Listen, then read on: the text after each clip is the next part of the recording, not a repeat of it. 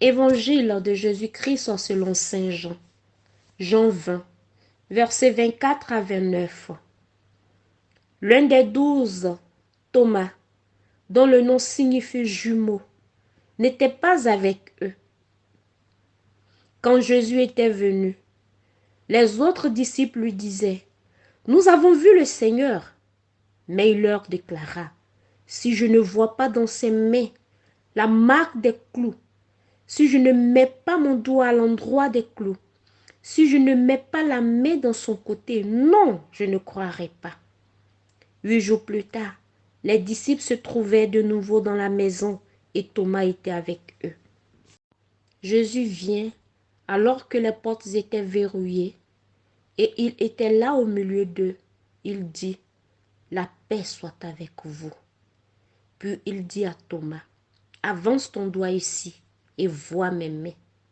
Avance ta main et mets-la dans mon côté. Cesse d'être incrédule, sois croyant. Thomas lui dit alors, mon Seigneur et mon Dieu. Jésus lui dit, parce que tu m'as vu, tu crois. Heureux ceux qui croient sans avoir vu. Acclamons la parole des dieux.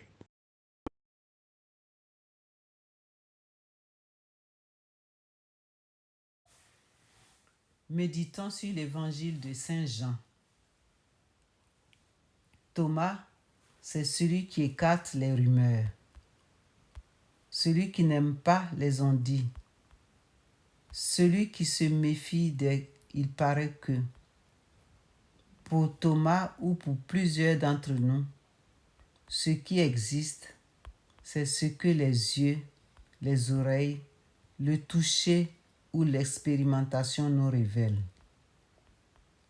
Si je ne vois pas dans ses mains la marque des clous, si je ne mets pas mon doigt à l'endroit des clous, si je ne mets pas la main dans son côté, non, je n'y croirai pas.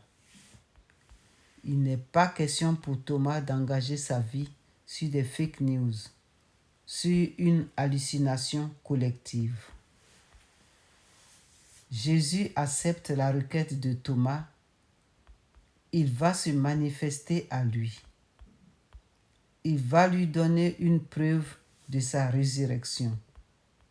Une preuve qui résonne aujourd'hui encore.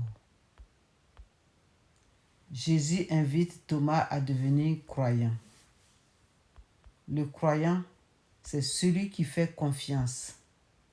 C'est celui qui a fréquenté un ami, qui le connaît suffisamment pour savoir que celui-ci ne peut ni mentir ni tromper. Jésus nous invite à nous fier à lui.